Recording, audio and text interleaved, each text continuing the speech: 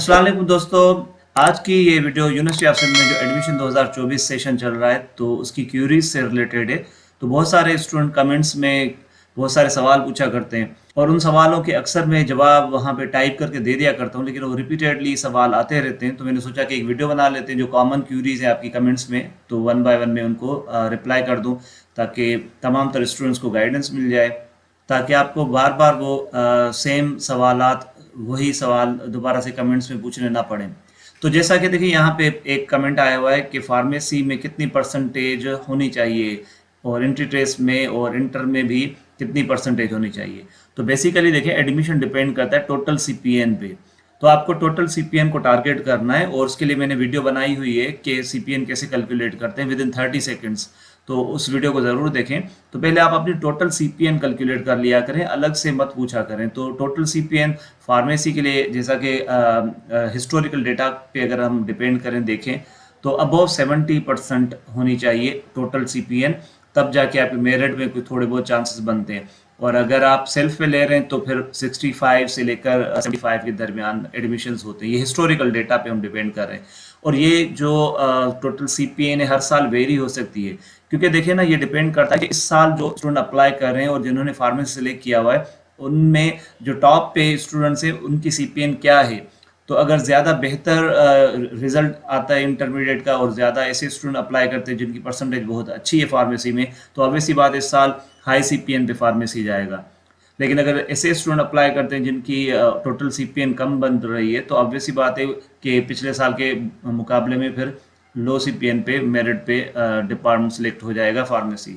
तो ज़्यादातर जो हिस्टोरिकल डेटा पे अगर हम डिपेंड करते हैं तो ज़्यादातर जो फार्मेसी में एडमिशन्स होते हैं वो अबव 70 टोटल सीपीएन पे होते हैं। उसके बाद नेक्स्ट हम कमेंट पढ़ रहे हैं कि इंटर पास प्री मेडिकल वाले इस प्रोग्राम यानी ये जो सिंध यूनिवर्सिटी में BS artificial intelligence, BS mathematics और बीएस कंप्यूटर साइंस है, इसमें अप्लाई कर सकते हैं या नहीं। तो बीएस मैथमेटिक्स में तो प्री मेडिकल वाले अप्लाई नहीं कर सकते। अलबत्ता अगर आप बीएस आर्टिफिशियल इंटेलिजेंस या बीएस कंप्यूटर साइंस में अप्लाई करना चाहते हैं तो यस आप कर सकते हैं। तो उम्मीद है आपको आपकी क्वेरी का जवाब मिल गया। तो नेक्स्ट एक सवाल बल्कि एक कमेंट है हमारे पास कि मैट्रिक में 60% मार्क्स हैं, इंटर में 70% मार्क्स हैं, ठीक है। और उसके बाद उन्होंने अपना डोमिसाइल बताया हुआ रूरल अर्बन, और उसके बाद पूछा है कि सॉफ्टवेयर जो इंजीनियरिंग डिपार्टमेंट है उसमें एडमिशन के लिए कितनी मतलब एंट्री टेस्ट में स्कोर होना चाहिए। तो अगेन हम इंडिविजुअली इस पे बात नहीं करेंगे। देखिए आप खुद कैलकुलेट कर लिया करो और टोटल सीपीएन के हवाले से मुझसे क्यूरीज किया करो। अगर आपको नहीं पता कैसे टोटल सीपीएन कैलकुलेट करते हैं तो मेरी वीडियो देखें और मैं क्विकली ये कैलकुलेटर ओपन करके आपको यहाँ दोबारा से समझा देता हूँ। तो हम क्या करते हैं कि आपकी देखिए मैट्रिक में 60 है तो आप लिखेंगे 60, इसको मल्टीप्लाई करें और 0.10 से, ठीक है।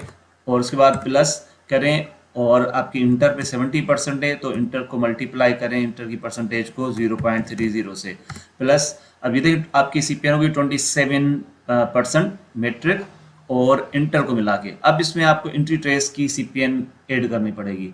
सपोज करें अगर आप प्री एंट्री ट्रेस में 65 मार्क्स लेते हैं तो इसको आप मल्टीप्लाई करेंगे 0.60 से। तो जो भी आपके मार्क्स होंगे एंट्री टेस्ट में जो भी परसेंटेज आ रही है उसको हमेशा 0.60 से हम करेंगे मल्टीप्लाई। तो ये देखिए आपकी टोटल सीपीएन आ गई।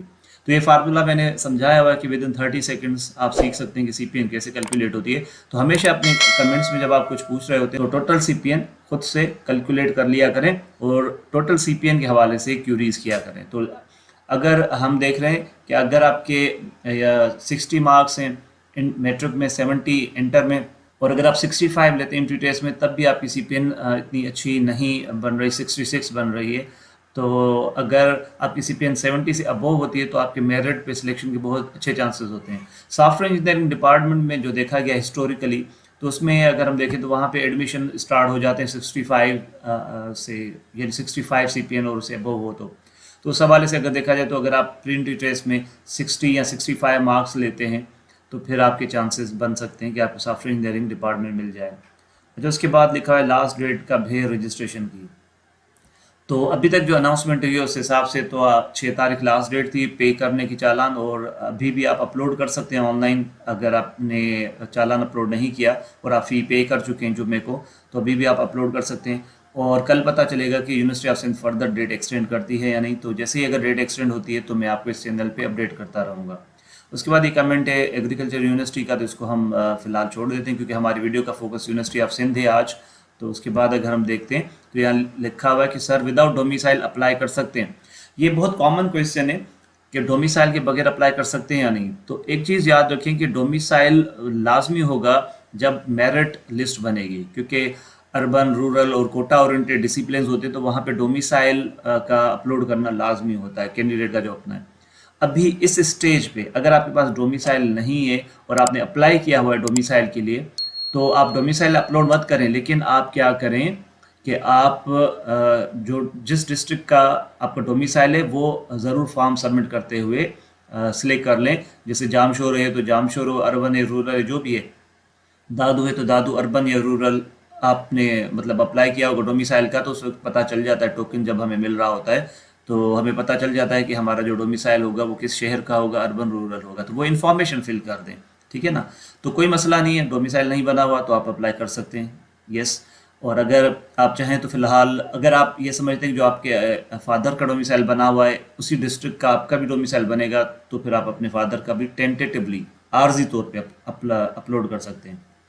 लेकिन याद रखें कि अगर आप एंट्री ट्रेस में क्वालिफाई कर लेते हैं तो फिर आपको एक रिक्वेस्ट भेजनी पड़ेगी, ईमेल करनी पड़ेगी एडमिशन ऑफिस को, और अपना डोमिसाइल भेजना पड़ेगा, और उसी डोमिसाइल की बेसिस पर आपकी मेरिट के लिए जो फाइनली जो है मेरिट लिस्ट में कैलकुलेशन होगी और आपकी मेरिट उसी डोमिसाइल के हिसाब से बनेगी। तो डोमिसाइल का एडमिशन की मेरिट लिस्ट के वक्त होना लाजमी है, लेकिन इस स्टेज पे जब आप एंट्री ट्रेस दे रहे हैं तो अगर आपके पास नहीं भी है डोमिसाइल तो कोई ऐसा बड़ा इशू नहीं है।